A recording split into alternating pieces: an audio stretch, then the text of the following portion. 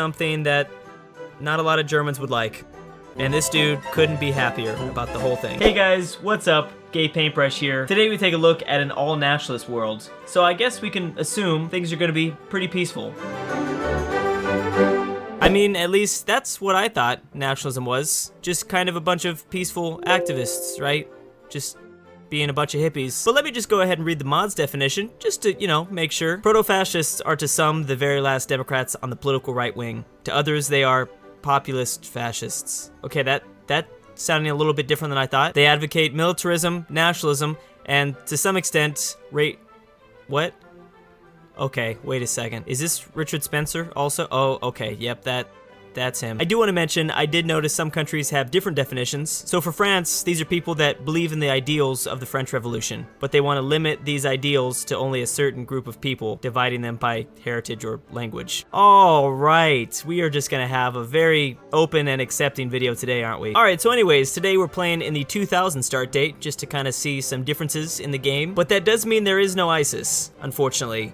Well, okay, that didn't sound right. ISIS is just pretty funny to look at when we change the world to some crazy shit. But we do have Iraq here, and Iraq led by Mr. Hussein himself. So I'm sure we'll be able to watch him quite a bit. This is actually his starting ideology. So he's kind of like the leader of the pack for this world, huh? India, on the other hand, basically just has a very, I guess, angry Gandhi. I'm not even kidding. For a split second, I thought this was an old colorized picture of him. A lot of places from East Asia, though, have no nationalist leader portrait. Well, except for Japan, with this lady. And I see you got the good flag back. I don't even know if it's worth pointing out, because these two countries don't do anything anyways. But Australia has some ginger lady leading this country. Oh, and speaking of dead leaders that have come back for this video, we've got Gaddafi here. Alright, so let's see how they do. And of course, as always, there will be no factions starting off, and 100% world tension. I think I'm most interested to see what the German state does. We've seen them before in a random ideology video. But yeah, this is basically like the Fourth Reich, and they're already doing something with Belgium. I guess he doesn't believe those lives matter. I always like pointing out Russia because they tend to be like the second or third most powerful country in the game. I don't know who this is. Maybe you guys know. Just wanted to point this out. Wow, okay, Belgium, just going straight in after Luxembourg. That's a new one. And now Argentina after Paraguay. Okay, those are some pretty unique wars. And real quick, just to check on some fan favorites, Vatican City has no one leading their nationalist nation, but Israel, on the other hand, has this nice, creepy looking man here. So there you go. And that did not take long at all for Argentina to destroy Paraguay. There we go, China. You spent all that money and resources building that damn wall when you could have just invaded them in the first place. Well, I'm pretty sure it wouldn't have gone this well if you did it like right away during that time period. All right, so it's been about 6 months, and there's a lot of wars. It's still gonna be hard to catch that progressive world though.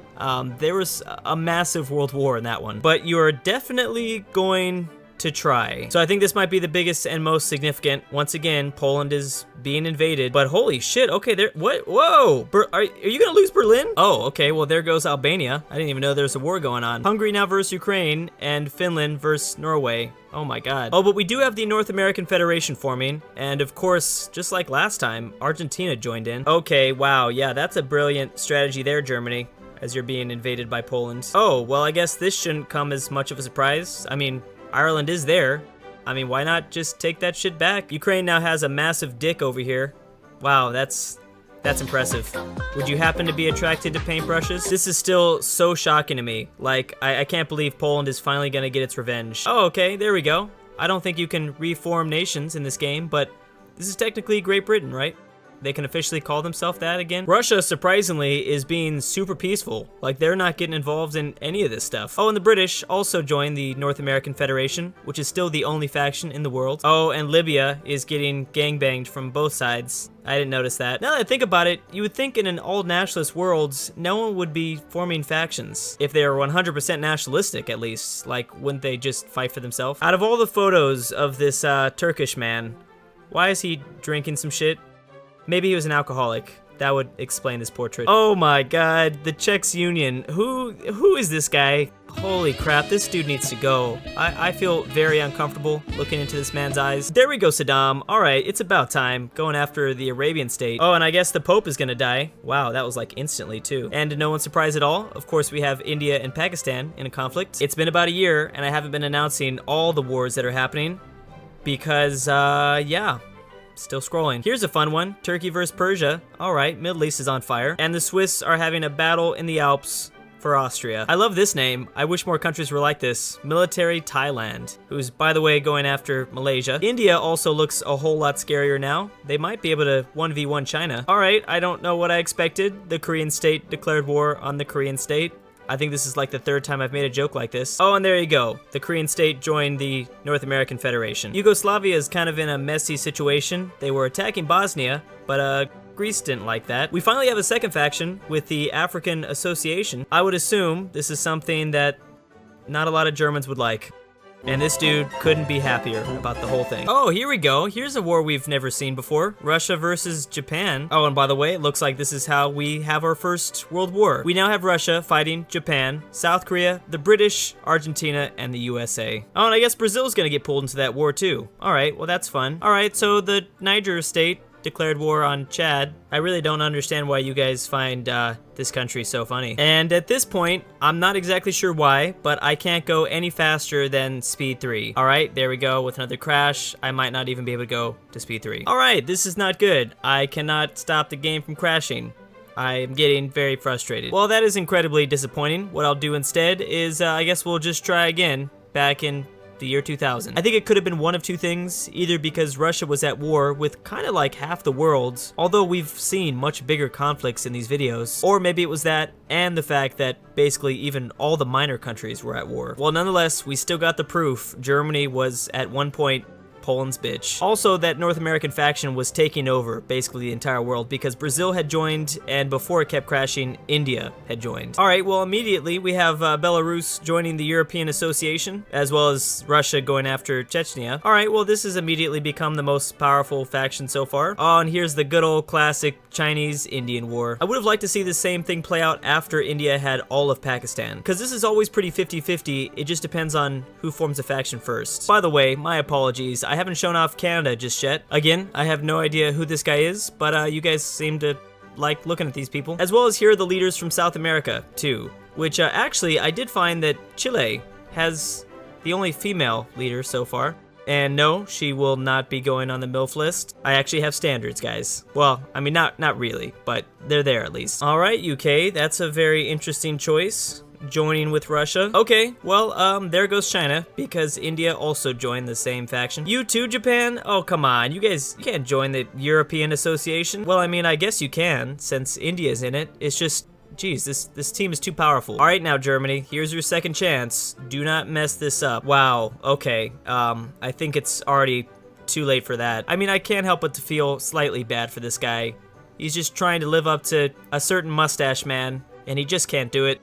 This upper lip is a disgrace. Now China's even fighting the Vietnamese. Okay, you are being surrounded by all sides. But they're still, you know, holding up, surprisingly. Come on, Finland. You've done it before. Hold them off. You could do it. Oh yeah, this guy too. Man, there's a lot of nationalists in the Middle East. I forgot to mention this dude. Anyways, yeah, he just took a lot of Sudan lands and puppeted some shit. Wow, that is incredibly nice of India to give this territory to Russia. Although it looks really awkward. Damn, Poland still remains pretty dominant though, taking over the Czech Union. And I don't think Finland is gonna have as much success as they did back in the 30s. Oh no, Saddam is being surrounded both by the Arabian state and Turkey. Oh, he might be okay. That's gonna help him, I think. Well, this is kind of strange. China is in NATO. And no, NATO was not founded by the US. They joined the European Association. It was founded by Canada.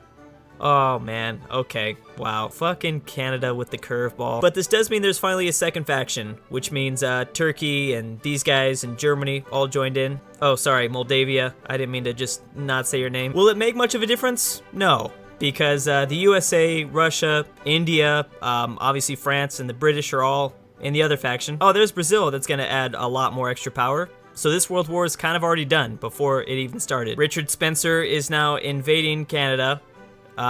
As you do. And the Fourth Reich is once again just a huge embarrassment. Watch them get taken over by France now. Well, anyways, there you go. There was two drastically different worlds in this nationalist planet. And the funny thing is, I still don't think this was as big of a conflict as our progressive world. I mean, I guess that shouldn't be surprising. How could this guy live up to the military strength of Jill Stein. But anyways, all joking aside, I really like that first world a little bit better than this one, because no factions really formed for that first like year and a half. It was just chaos because every nation was just fighting 1v1. As long as you guys keep liking these ideological videos, I'll come back for more. That might be something I do in the future, is I might disable factions altogether. I think there'd be a lot of people that would like that, at least for just one video. Let me know down below which ideology you'd like to see next, and I'll kind of keep an eye out on which comments are getting the most upvotes. I'd like to do something new before I return to like an all-communist or all-fascist modern-day world. I've done that in the past. Reactionary, conservative, and libertarian world would, I think, be very fun. Anyways, guys, thank you so much for watching, and I'll see you next time. And of course, big thanks to Johan, Elfie, Destiny Fucker 9000, Michael Ghazi, Jane Copeland, Blackstar 185, Wyone, Spatial Winter W, Kirby, and Furry Cruz for being my crack daddies. If you want to support me, you can find a link to my Patreon in the description down below. Thank you so much for helping, Crack Boy.